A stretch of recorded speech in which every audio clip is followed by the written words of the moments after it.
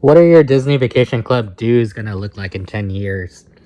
Hi, welcome to my channel, Disney Hobby Guides. Like, subscribe, turn on bell notifications. It really helps me grow my channel. Okay, let's get right into it. Today's topic is going to be, we are going to extrapolate out a potential scenario of what dues will look like 10 years from now. Now, you have to understand, as a disclaimer, depending on where you own, this value may or may not be accurate. If you own at, say, a subsidized contract of Aulani, borderline $7 a point, that's probably the cheapest in the system. And if you own at Hilton Head Vero Beach at $11 a point, that's probably the highest in the system. Your values are going to vary.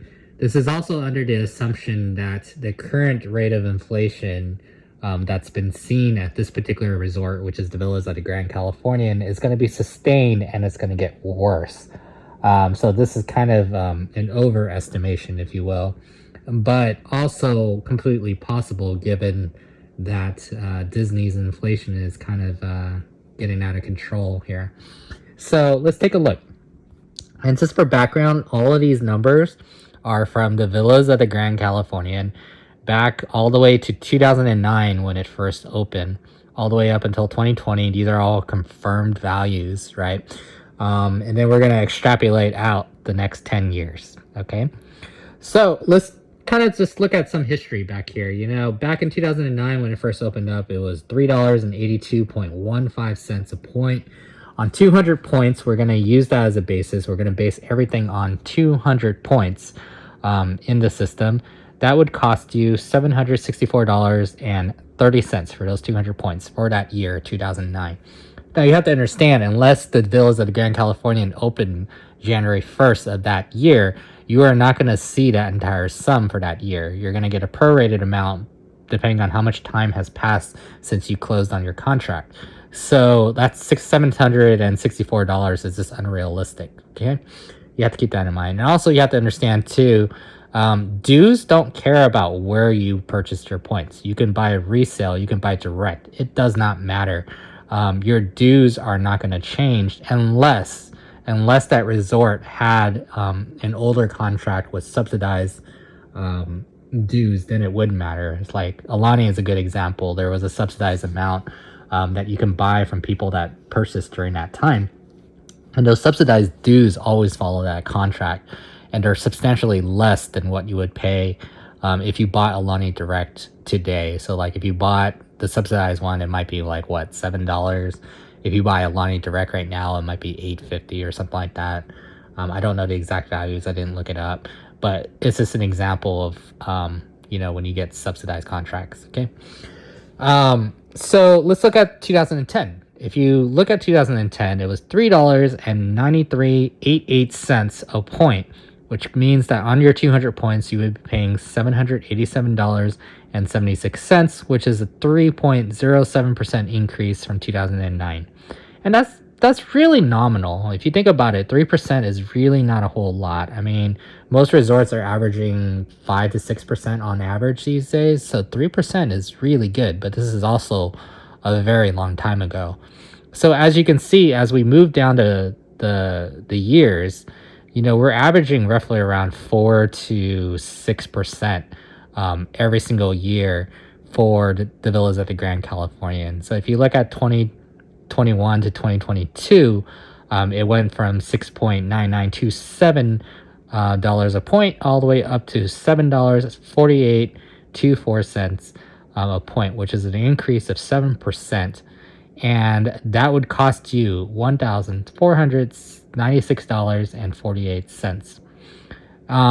So if you think about it, back in 2009 all the way until 2022, that's roughly around double. You're paying about double the amount of dues per point than you would have back in 2009. So it took about 13 years to double. What's really alarming is, let's say hypothetically speaking, you can see that the average of the percentage has increased over time. It went from 3 to 5% all the way up to roughly 4 to 6%. Well, the next era of Disney is probably going to be hovering around 6 to 8%. I think that's probably not really too far-fetched, especially with U.S. inflation going through and out of control. I could see this being sustained at 8% for the foreseeable future, and then in that foreseeable future, you're probably going to go up to like 9 to potentially 11%. Now, realistically speaking, they would have to have a really good reason, really good reason for it to be that high, right? I mean, every single year at 8%, there had to have been something substantial going on. But you've seen the prices of gas, $7 a gallon in California. You've seen the prices of your produce and everything like that. That's all going to get factored in. So 2023 is probably going to be a rough year. I wouldn't be surprised if it comes out swinging at 9% even. But let's say, hypothetically speaking, let's keep it nominal at 8%. And at an 8% increase, and you follow this trend all the way to 2032, you may potentially be seeing around $18.0340 by 2032, which means that your 200 points would cost you $3,606.81. And this is up all the way back from 2009, which was $764.30. That's huge. That's huge. That's almost 4 to 5 times the amount of what the dues cost back in that day, right? And again, these are overinflated prices, right? These are super overinflated.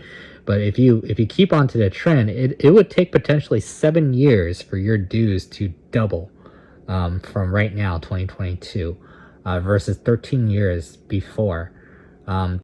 That means you lost 6 years. It doubled in a quicker amount of time, right? Than it would have, without all this crazy inflation. So this inflation really does matter.